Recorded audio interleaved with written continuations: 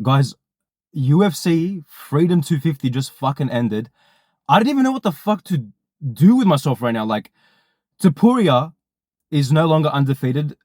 Justin Gaethje, his third crack at the lightweight title, and he gets it done against Topuria.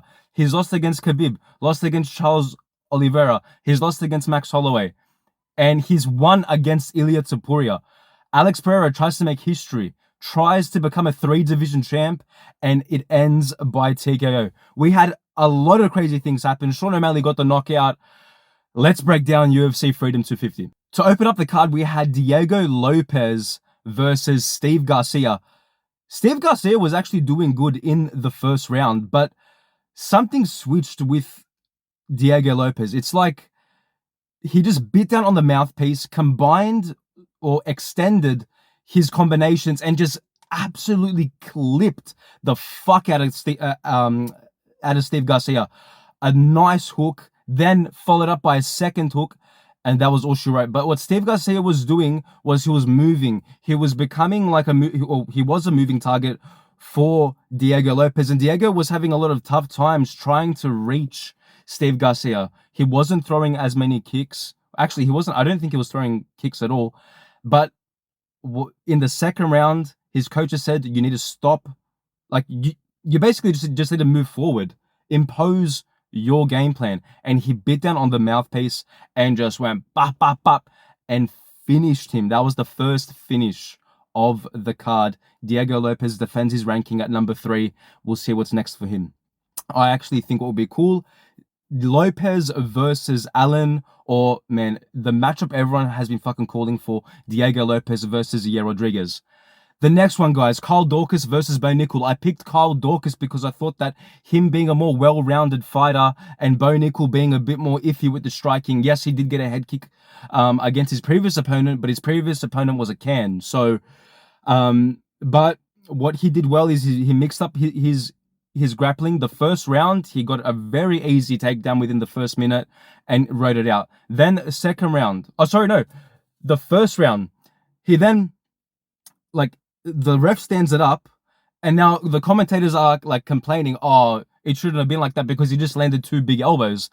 Out of nowhere, then Bo Nickel just fucking has hands and just fucking finishes Kyle Dorcas by knockout. Whoever betted on that shit, bro, must have made heaps of fucking money. What a good shot from Bo Nickel. I know that he gets a lot of flack and hate because the UFC tried to push him, but this was actually a very good performance. Then we have Josh Hockett versus Derek Lewis, and I think everyone was picking Hockett for the speed.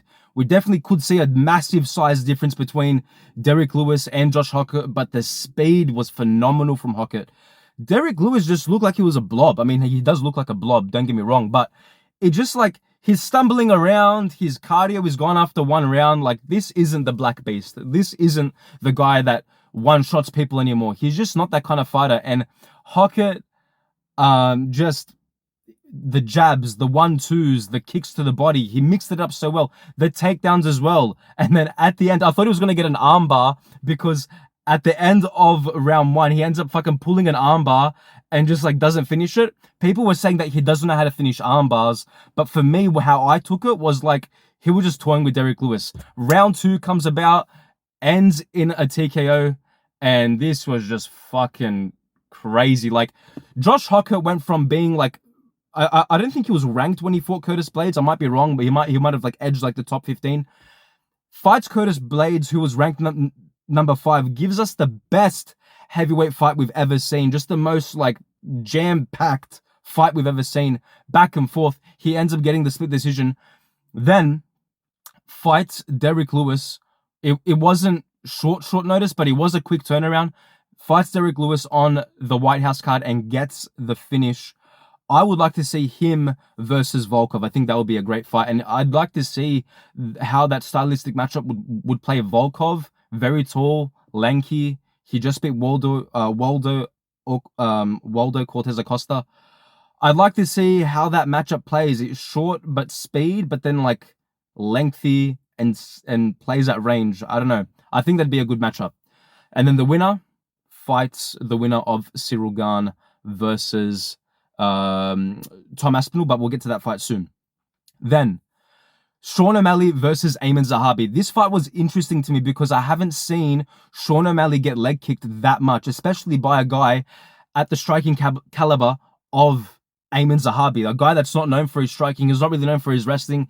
He was ranked number 6, but what he did, he didn't throw a punch at all, or not that many punches. And it's like he ran in and then outside leg kick, ran in, leg kick, ran in, leg kick. Sean O'Malley was switching stances. He was doing okay in round 1, but the leg kicks were fucking damaging. Just leg kick after leg kick after leg kick. Like, it was not stopping, and he wasn't checking them until the end of the round. His coaches then told him, you need to stop going back. You need to be the one going forward. He then intercepts with a lovely punch and then finishes Eamon Zahabi. And people were saying, I was reading some comments on some other people's posts, that it was an early stoppage. But when you look at the replay, the straight that lands, and then followed by the other, the second shot, I'll put it up on the screen. He was stumbling after the ref stopped it. Like he did like a little stumble. Sean O'Malley put so much pressure on himself to get the knockout, and he actually did it. I don't think he's going to get a title shot of beating ranked number 6th. I mean, Zahabi was on a good win streak, but I think one more fight, I'm just thinking who would it be. I mean, I really want Corey Sandhagen versus Sean O'Malley. That's the fight that we were all expecting on this card, but then they ended up giving it to Zahabi.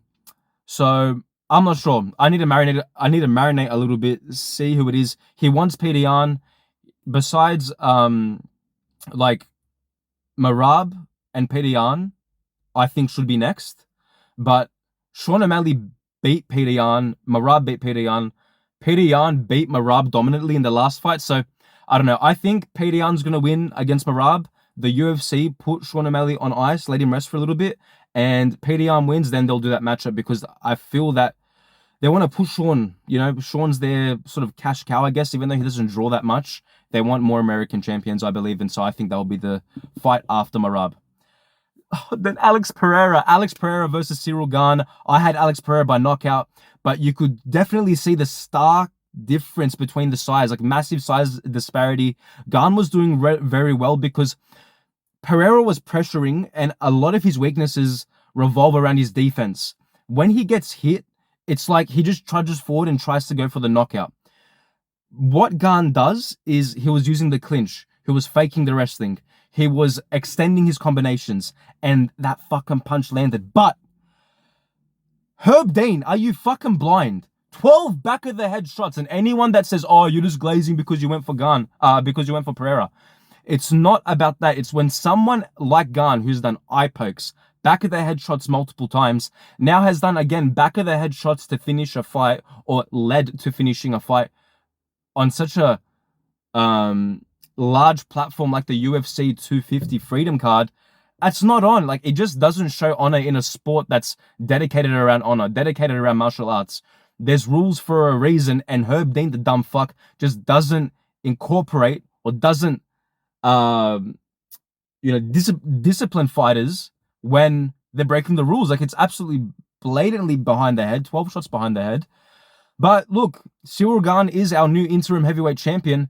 I want to see Tom Aspinall knock him the fuck out, because Gane's the dirtiest fighter that we've seen in recent history. So, yeah, next fight, Tom Aspinall versus Cyril Gane. I hope Tom Aspinall comes back and absolutely starches him, because Cyril Gane bro, he's just a fucking bitch, man. He is a dirty fighter, but I do believe that what Pereira should do is definitely go back to the light heavyweight division.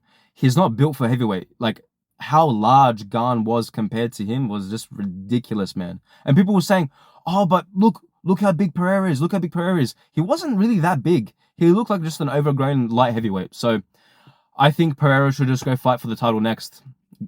Rest, because you fucking took a lot of damage. Rest up.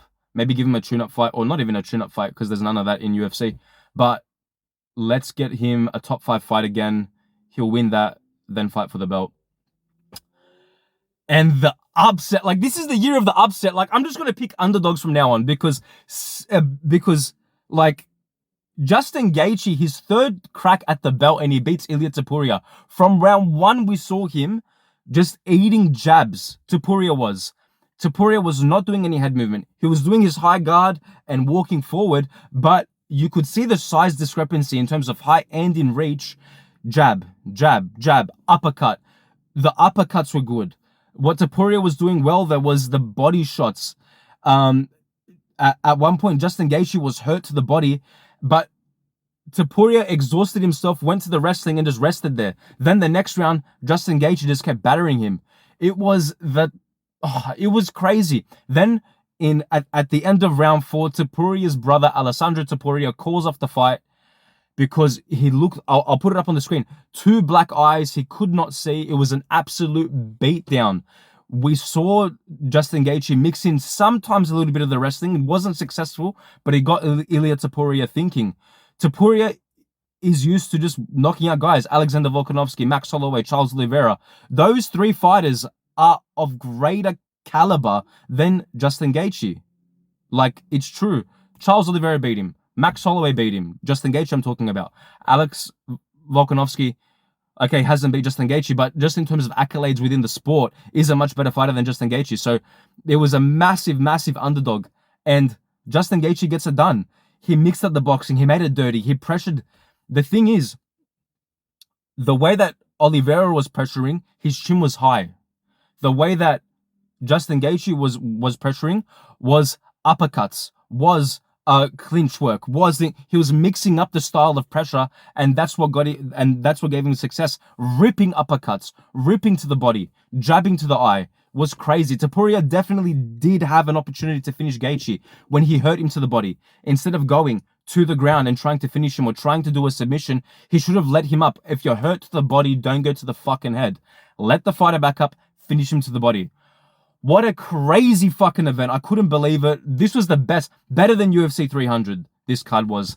The showmanship, even if you didn't agree politically with the whole thing. It was such a great card. And guys, I'm back to making videos. The fire has been lit in me. The MMA Exchange is back, guys. Tune into TikTok. Tune in to Instagram. Tune in to YouTube for these videos. Let me know the kinds of videos that you'd like to see so I know how to get creative. But guys, thank you for tuning in, and I'll see you in